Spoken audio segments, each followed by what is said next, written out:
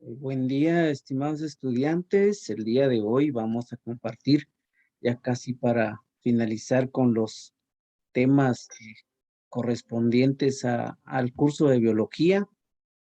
Un mucho gusto poderles saludar y compartir nuevamente el tema. Hoy vamos a tratar un tema siempre relacionado con la célula y relacionado con cómo es que la célula se alimenta, cómo es que realiza ese transporte llamado transporte celular, que es la parte cómo la célula intercambia de alguna manera todos esos materiales que le van a servir para realizar todas las funciones como ser vivo que es. Entonces vamos a ver características, algunas situaciones del transporte celular y vamos a iniciar con la definición. Vamos a ver el transporte celular, le vamos a llamar al movimiento constante de sustancias en ambas direcciones a través de la membrana celular. Recuérdense ustedes que la membrana celular tiene la característica de que tiene esa capacidad de ser semipermeable. Hablábamos por ahí cuando hablamos dimos alguna referencia de la membrana celular, que deja ingresar algunas sustancias, pero también bloquea algunas otras y también tiene la liberación de algunas sustancias de desecho, ese intercambio que tiene tanto hacia adentro como hacia afuera a través de esa membrana celular. Entonces, a eso le vamos a llamar transporte celular, al movimiento constante de sustancias. En todo momento la célula está haciendo ese intercambio, sobre todo materiales como oxígeno, CO2 también, libera el CO2, entra el oxígeno, sobre todo esas dos sustancias en estado gaseoso. El transporte celular entonces es el mecanismo mediante el cual entran a la célula los materiales que se necesitan mientras salen los materiales de desecho y las secreciones celulares, tal y como sucede en un organismo vivo. De alguna manera, pues tiene que ingresar sustancias, liberarse sustancias de desecho y mantener ese intercambio para el buen funcionamiento del organismo. Entonces, tenemos, en este sentido, tenemos dos formas de transporte celular. Está el transporte llamado activo y está el transporte llamado pasivo. El transporte activo y el pasivo van a tener sus características. Por ejemplo, el transporte activo se va a referir al movimiento de materiales a través de la membrana, eh, y para esto va a requerir la célula energía que desde luego ya sabemos nosotros que a través del orgánulo llamado mitocondria va a obtener esa energía en paquetes llamados sobre todo de ATP, ¿verdad? El trifosfato de adenosina, que más adelante vamos a ver cómo es que funciona esta parte. Y en el transporte pasivo, acá está relacionado con la energía cinética es el movimiento de sustancias a través de la membrana celular siempre que no requiere tipo de energía más que del movimiento, por ahí la presión, por ahí las fuerzas de turgencia, para poder estar haciendo ese intercambio de las sustancias requeridas por la célula para su buen funcionamiento. Vamos a ver entonces acá el transporte celular pasivo. Este tipo de transporte, llamado pasivo, depende de la energía cinética, es decir, de la energía que está en constante movimiento, que se va a formar por medio de las sustancias o las partículas, la materia que se encuentra en el exterior de la célula, ¿verdad? Entonces, los átomos, los iones, las moléculas de todas las sustancias están en continuo movimiento. Por ahí hay intercambio de fuerzas y eso se mantiene por ahí en movimiento y a través de la célula ya establecida por la naturaleza propia de las células va a mantener ese intercambio a través de esa energía cinética. En los sólidos, las partículas vibran en un solo sitio. Las partículas de los líquidos y los gases se mueven de un sitio a otro al azar. Van en línea recta hasta que chocan unas con otras y cambian de dirección. Y en este sentido, pues a través de esa membrana celular van a ser captados, van a ingresar, van a salir, por ahí van a hacer el trabajo, pero siempre relacionado con el movimiento que va a dar la energía cinética. ¿Qué es la difusión? La difusión, pues cuando uno habla de difusión es algo que se va a expandir, ¿verdad? Por ahí hay alguna difusión, por ahí hay alguna sustancia, por ejemplo, el sonido se, por ahí tiene esa característica también de difundirse, ¿verdad? De ampliarse, de distribuirse de una manera en un área, y a eso se refiere la difusión. El movimiento al azar de las moléculas de líquidos y gases es responsable del proceso llamado difusión, es decir, se va a, a distribuir, se va a dispersar toda esa parte. La difusión es entonces el movimiento de átomos, moléculas, iones de una región de mayor concentración a una región de menor concentración. Ejemplo, podemos mencionar por acá el derrame de un perfume en un área. Por ahí este proceso va a ser el grupo cerca, podrá olerlo, después el resto de los que estamos en ese salón, se va a difundir, esas moléculas se van a ir distribuyendo en el medio en que está dándose ese proceso de distribución, entonces se va a difundir. De esa misma manera, los átomos, las moléculas y todas las sustancias que están dentro de la célula, también de esa manera van a estar en una región de baja concentración, y a medida se va a ir dando a una de menor concentración. Vamos a ver acá entonces la difusión de un sólido en un líquido, por ejemplo, un cubo de azúcar en agua. Las moléculas de azúcar están muy concentradas en el cubo. A medida que el azúcar se disuelve, las moléculas chocan unas con otras y con la del agua, y de esta manera también se va a ir difundiendo, se va a disolver. La difusión continúa hasta que las moléculas de azúcar estén distribuidas uniformemente en el agua, es decir, se va a difundir por todo ese medio líquido, y de esa misma manera sucede dentro de las células, que se va como para mantener esa parte característica de las células y de todo ser vivo, que es la homeostasis. Por ahí se va a regular toda esa cantidad de iones y de moléculas que van a dar como consecuencia el dinamismo o el equilibrio dinámico de la célula en cuanto a las sustancias que están distribuidas en ellas. Una vez ocurre esto, la concentración no va a cambiar, las moléculas se seguirán moviendo, pero la concentración se mantendrá constante en ese medio en que está distribuida las sustancias, digamos, las sustancias químicas sobre todo, para poder mantener ese equilibrio dinámico dentro de la célula. Vamos a ver, siempre hablando de la difusión, el movimiento de las moléculas mantiene un estado de concentración constante. A ese le vamos a llamar el equilibrio dinámico. Si por ahí hay un equilibrio, ya que se disuelven todas las sustancias, entonces se mantiene un equilibrio. Por ejemplo, en nuestro plasma sanguíneo debe de haber cierta cantidad de sodio.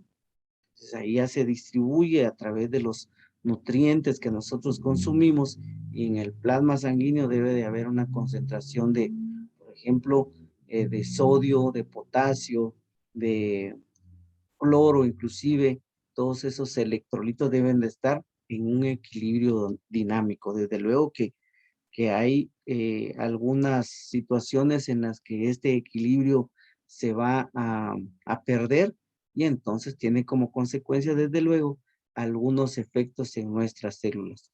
Una vez que se obtiene ese equilibrio, cualquier movimiento adicional no tendrá efecto sobre la distribución uniforme de las moléculas de azúcar. En este caso, poniendo como ejemplo las moléculas de azúcar, ya no va a haber como que algún efecto al respecto, ya que va a estar uniforme en las moléculas de azúcar respecto a al líquido donde está en este caso agua.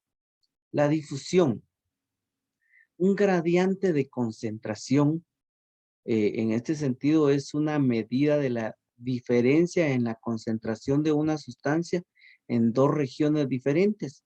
La velocidad de difusión va a depender del tamaño del gradiente de concentración que va a existir ahí. Por ejemplo, aquí tenemos en este ejemplo, en esta imagen, hay una membrana por ahí.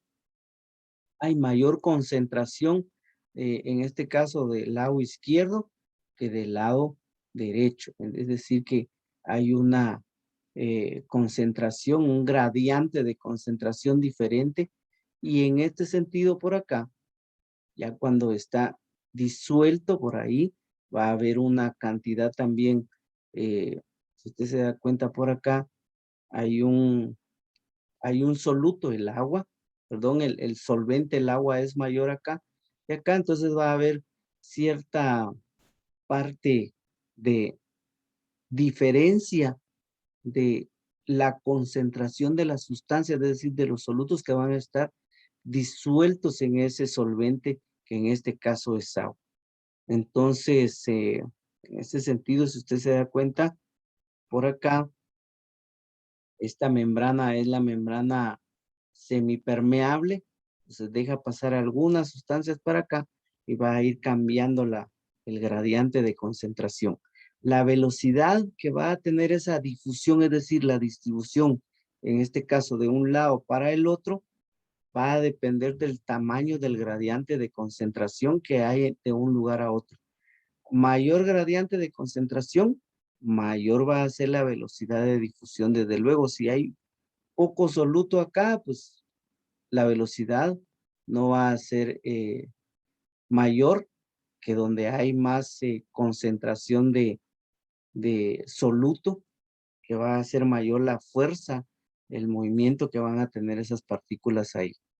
La difusión simple, las sustancias como el oxígeno, el CO2, pasan a través de los poros de la membrana celular por difusión simple, es decir, no necesitan de otros, digamos, de otras sustancias. En ese caso vamos a ver la difusión facilitada que necesita por ahí otros elementos como las proteínas. En este sentido, no, aquí es simplemente por fuerzas, por eh, de alguna manera movimiento que se va a intercambiar ese tipo de oxígenos por ahí, de moléculas de oxígeno y moléculas de CO2. Y desde luego también el agua, que es bien importante. ¿Verdad? La difusión simple, entonces, las moléculas de oxígeno están altamente concentradas fuera de la célula, mientras que el CO2 está dentro. Esta está más concentrada en el interior.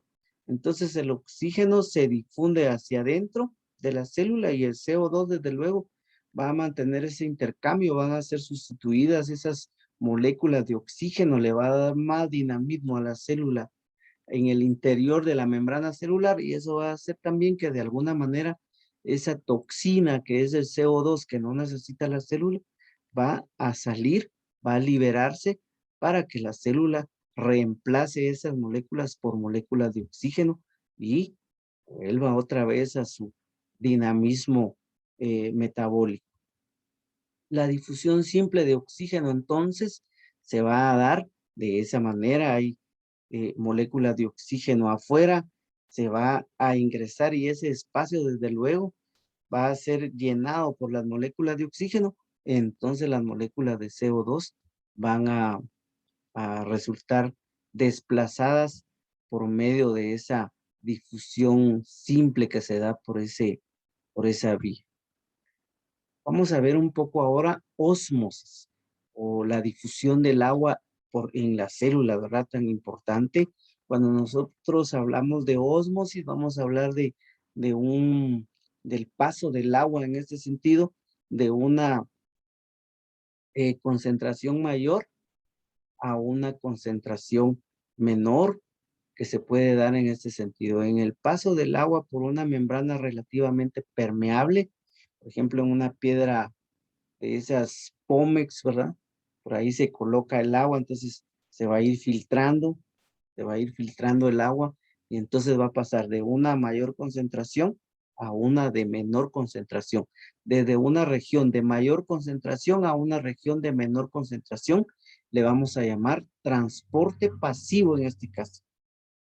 No va a necesitar algunos otros elementos más que la fuerza que se tiene ahí de la fuerza cinética, la energía cinética que va a mantener por ahí, y esto va a hacer que se vaya filtrando el agua, en este caso a través de la membrana celular, que son como que está rodeando a la célula y que tiene pequeños poros por donde va a ir ingresando el agua, desde luego, que va a tener esa parte de facilidad de ingresar por propia naturaleza de las células que necesitan esas moléculas de agua.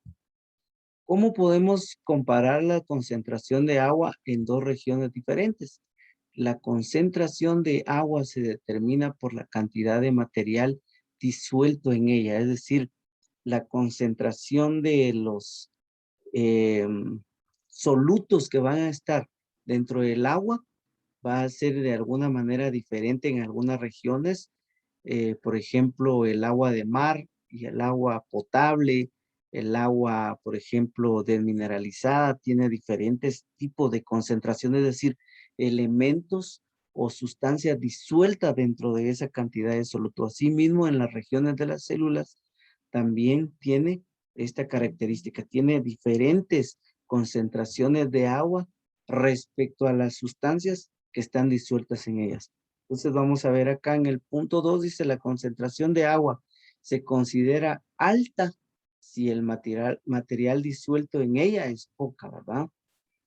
Por ejemplo, si una solución contiene 1 gramo de sal en 1000 gramos de agua, ¿cómo va a ser la concentración de agua? Pues va a ser alta con respecto a la sustancia que está disuelta ahí. Por el contrario, si una solución contiene 100 gramos de sal en 1000 gramos de agua, la concentración de agua es menor que en la primera solución, porque el otro espacio la va a estar llenando el soluto que va a estar disuelta en ella. Y en las células, desde luego, tiene esta parte. Por ejemplo, acá vamos a decir que una solución respecto a esta de eh, las concentraciones de agua en una región determinada, vamos a decir que es isotónica. Iso viene de igual, ¿sí? Significa igual, iso, ¿verdad? Igual, isotónica. ¿A qué le vamos a llamar isotónica? Una concentración isotónica. La concentración de sustancias dentro de la célula es igual, vean esto interesante, la concentración de sustancias dentro de la célula es igual a la concentración de sustancias fuera de ella. Por ejemplo, el plasma sanguíneo es isotónico para los glóbulos rojos al ser igual a estos que mantienen su forma, ¿verdad? Entonces, debe de haber un equilibrio.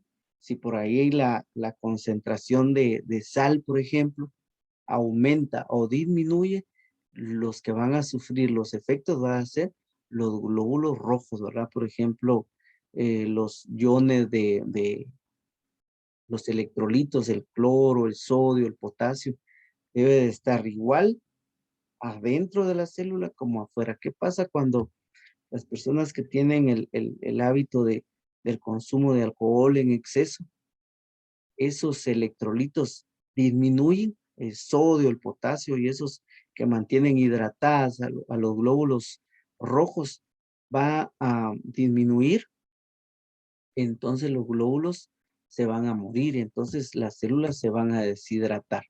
Vamos a ver, una solución hipotónica. Hipo quiere decir pequeño, ¿verdad? Menor. Menor. Iso igual. Hipo quiere decir menor en una región comparada con la otra. la concentración de materiales disueltos en el agua fuera de la célula es menor que la concentración en la célula. La concentración de agua entonces es mayor fuera de la célula. Un glóbulo rojo en agua destilada, por ejemplo, no contiene materiales disueltos. El agua ingresará al glóbulo para llenar ese espacio. Entonces ahí, lo que yo les estaba explicando en la otra, por ahí va a aumentar el tamaño del glóbulo y se va a destruir, se va a romper, ¿verdad?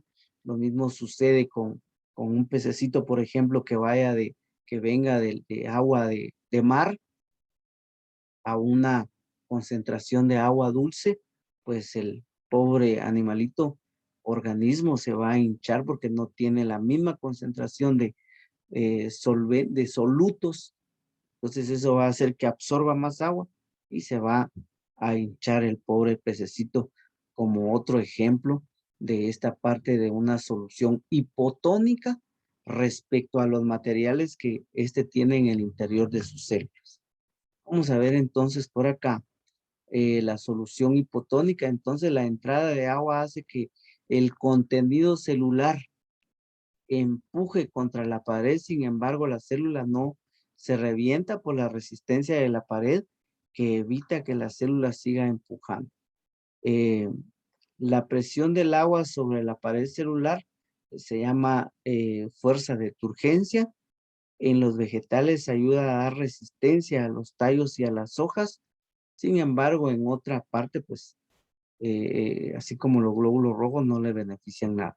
La solución hipertónica, esto es diferente, ¿verdad? Aquí ya es lo contrario de lo hipotónico. Hipertónico quiere decir de que si yo llevo, por ejemplo, un pececito de agua dulce a ingresarlo a una concentración de agua de mar, pues ahí va a ser lo contrario, ahí va a liberar el agua y de todas maneras este organismo no se va a adaptar a esas condiciones bruscas, ¿verdad? De su hábitat normal.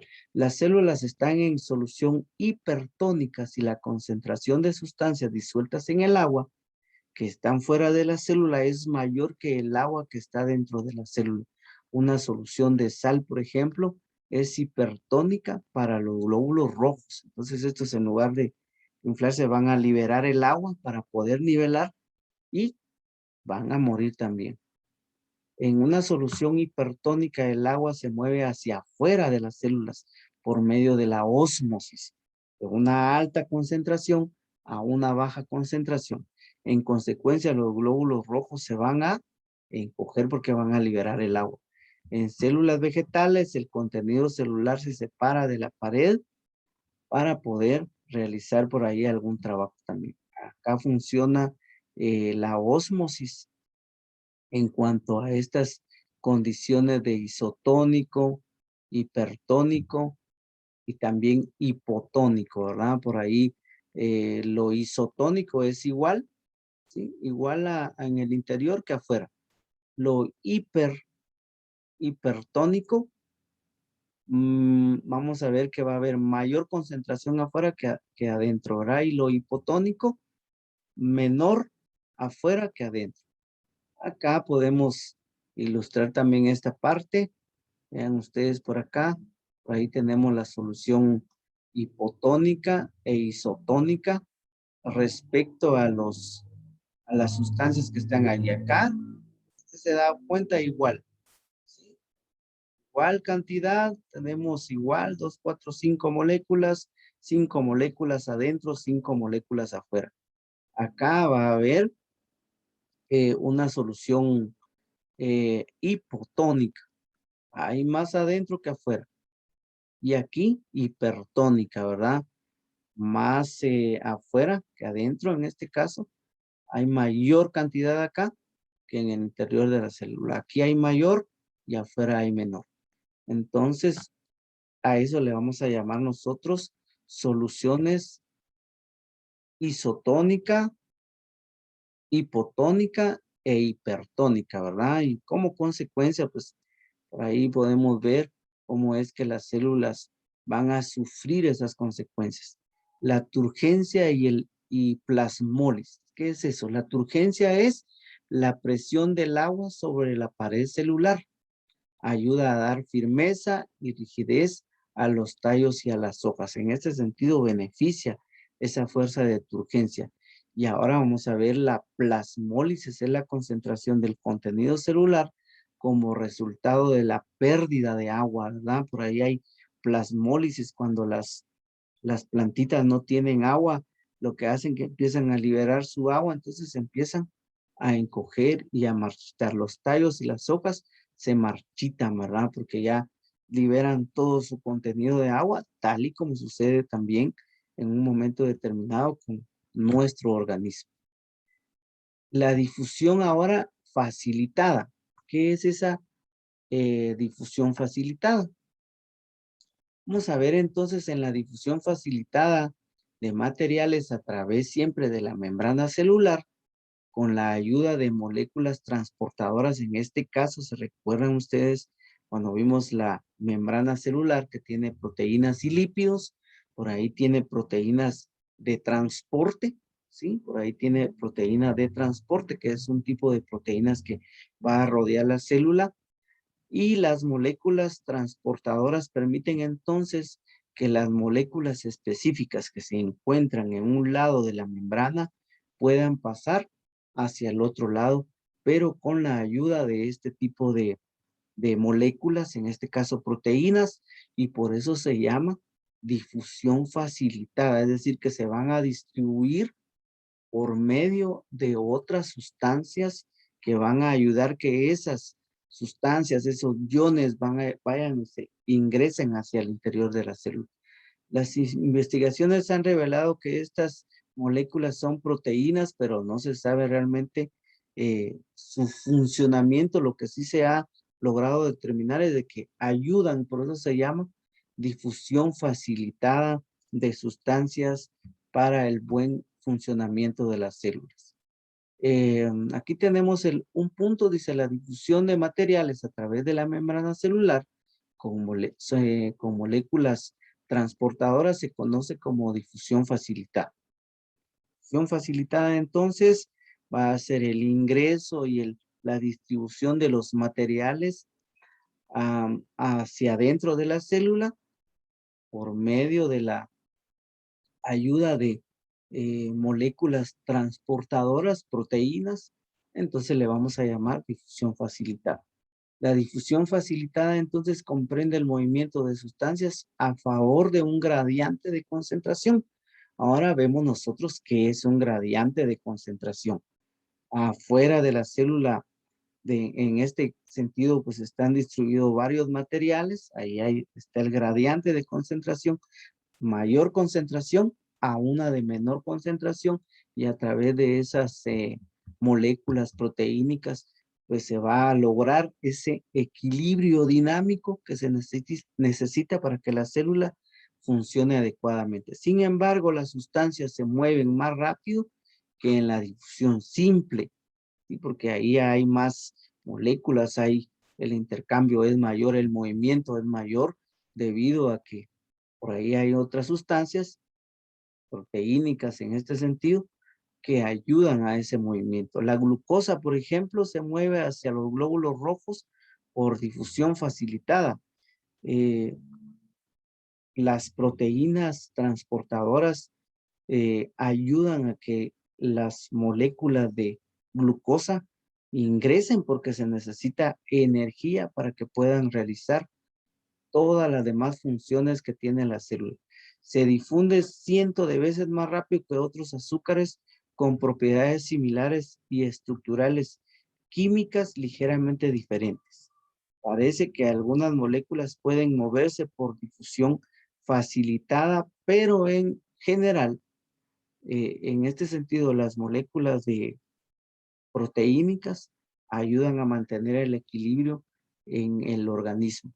Y esto está relacionado con esa enfermedad de la diabetes cuando las moléculas proteínicas no logran o no están concentradas, no están presentes en el exterior, en la periferia de la célula, entonces la cantidad de azúcar pues no llega hay una baja de azúcar por ahí y entonces empiezan a ir por una enfermedad que ustedes ya conocen, que es la diabetes, ¿verdad? Por ahí hay mala concentración de azúcar, de glucosa en nuestro organismo. El transporte activo es el proceso mediante el cual la célula usa energía para mover átomos, iones y moléculas, entre otras sustancias, contra un gradiente de concentración. En tales casos, las células usan la energía para mover esta sustancia de regiones de baja concentración a una región de alta concentración.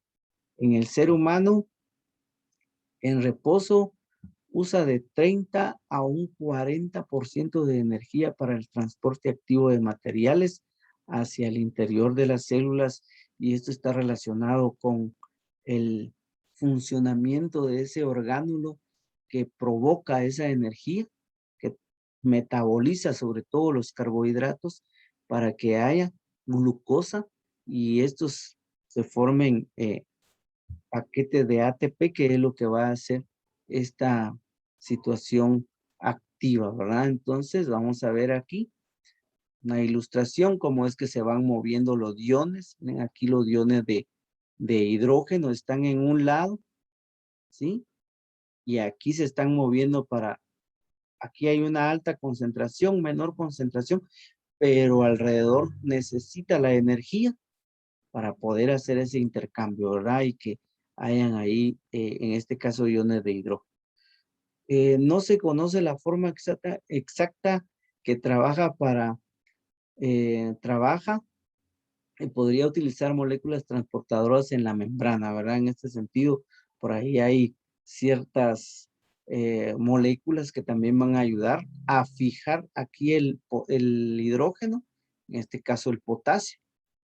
Ahí hay el transporte activo, ese movimiento necesita, desde luego, energía. Las moléculas transportadoras tienen sitio activo donde pueden acomodar ciertas moléculas, ¿verdad? Por ejemplo, aquí las moléculas de sodio y de potasio. La célula libera la energía y hace que cambie la forma a la molécula transportadora, ¿verdad? Entonces, siempre está relacionado entonces con las moléculas que van a facilitar el transporte de las sustancias para poder metabolizar o accionar todos los procesos que la célula necesita en su interior. Entonces vamos a continuar por acá. El transporte activo, la glucosa es fundamental. Por acá aparece este ATP, que es una forma en que pues la célula obtiene su energía. La glucosa, los aminoácidos y algunos iones se mueven hacia las células por transporte activo, es decir, sustancias que se van a mover utilizando energía. Algunas sustancias de desechos salen de algunas células también de esta forma. Vamos a ver el trifosfato de adenosina, que es una de las mayores fuentes de energía que se va a utilizar y que se va a obtener a través de del metabolismo de la glucosa. La fuente principal de energía para los seres vivientes es la glucosa, ¿verdad? Azúcar de 6 carbonos. La energía química se almacena en glucosa y en otras moléculas orgánicas que pueden convertirse en glucosa. Las células usan la energía eh, para jalar la parte muscular, transmitir impulsos de transporte, nutrientes, sintetizar proteínas y otros componentes necesarios para la célula, ¿verdad? Por ahí, cuando se ve el sistema nervioso, tiene que tener gran cantidad de energía en forma de ATP, ¿verdad? El trifosfato de adenosina. Cuando las células se degradan la glucosa, se libera energía en una serie de pasos controladas por enzimas almacenándose en ATP, que es lo que va a accionar el proceso de las actividades celulares, ¿verdad? El ATP, adenosina, más un grupo fosfato por ahí, por eso se llama trifosfato de adenosina, ¿verdad? Por ahí hay fósforo, glucosa, y eso hace que vaya fluyendo esa parte eh, de la energía en el transporte, también en este caso el transporte activo, que esa es su fuente de, digamos, de metabolismo, su fuente de acción es el trifosfato de adenosina. En el transporte pasivo, pues no hay de alguna manera, no tiene como base la parte energética, solo por potenciales electroquímicos, por el movimiento, la energía. En cambio, en el transporte activo, sí tiene por ahí el potencial también de electroquímico, pero por ahí se necesita de la energía que van a suministrar por ahí las moléculas de glucosa. Que la endocitosis y la exocitosis, la célula, al igual que cualquier otro organismo, necesita de alimentarse, ¿sí? Necesita esa parte. Entonces, la endocitosis quiere decir hacia adentro. Es el proceso mediante el cual las células obtienen materiales grandes que no pueden pasar a través de la membrana celular. Hay dos tipos, está la pinocitosis y la fagocitosis, ¿verdad? Así como nosotros debemos comer para tener energía y buena salud, la célula también lo hace. Sin embargo, ella lo efectúa a través de estos procesos denominados endocitosis, ¿verdad? Tiene por ahí algunas moléculas, entonces va haciendo que vayan ingresando todos esos nutrientes para el buen funcionamiento de la célula en su interior. La pinocitosis, la célula también adquiere partículas pequeñas o gotas de líquidos, por ejemplo, el paso de la pinocitosis. Ahí se van formando algunas vesículas y por medio de eso se van captando esos iones, esas moléculas. Dice, número 1, las partículas que van a entrar a la célula se pegan a la membrana, esta se invagina, es decir, forma un canal, la partícula cae al canal, la partícula se desprende de la membrana y forma una vesícula independiente. La célula digiere las partículas que está en la vesícula y por medio de eso se van a nutrir. Ahí en esa ilustración se puede ver cómo van a entrar las partículas y la célula las va a aprovechar, las va a digerir. Vamos a ver aquí la fagocitosis. Ahí es como que atrapan esas células. Fagocitar es como tener por ahí algunas sustancias, envolverlas y jalarlas, por decirlo de alguna manera, hacia su interior para desecharlas o para aprovecharlas también. Los materiales sólidos grandes entran a la célula. Se ha observado en organismos unicelulares, como por ejemplo las amebas, los glóbulos rojos, entre otros, que se da este tipo de fagocitosis, ¿verdad? Por ahí hay unas estructuras como los glóbulos blancos, también ellos fagocitan de sustancias patógenas, de esta manera también llevan a cabo ese proceso. Ejemplo, dice la amiba rodea una alga verde o rodeada por una alga verde, se extiende por la membrana celular y forma pseudópodos, es decir, eh, esa parte donde se va a adherir, esas estructuras como ventosas que tienen esos organismos y van a rodear al alga. La amiba entonces envuelve al alga en una bolsita. La bolsita se separa de la membrana y se convierte en una vesícula, tal y como lo muestra ahí la ilustración. Convierte en una bolsita por ahí, es atrapada. Las vesículas de fagocitosis son más grandes que las de endocitosis, ¿verdad?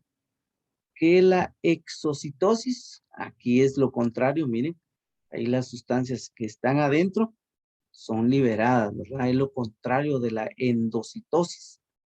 Es la salida de moléculas grandes o grupos de moléculas del interior de la célula y algunos materiales también de desechos pueden ser secreciones que son útiles llevadas a la membrana celular por el aparato de Golgi. Una vesícula con secreciones se mueve hacia la membrana celular, se funde con esta, rompiéndose en este sitio, liberando el contenido de la vesícula hacia el exterior para poder de alguna manera ir haciendo ese trabajo. Es verdaderamente increíble cómo funciona toda esa parte de las células para poder mantener ese equilibrio metabólico que requieren todas las células para el buen funcionamiento de los órganos y los sistemas que nos van a componer, que nos van a integrar en este sentido eh, como especie humana directamente a nosotros, pero también en otros organismos. Entonces, jóvenes, me dio mucho gusto poderles compartir nuevamente este tema, el tema número 8, que ya es la que corresponde eh, para el material del próximo sábado que nosotros vamos a tener a bien, pues, tener a la mano y poderlo comprender. Les agradezco mucho la atención. Nos seguiremos saludando en breve.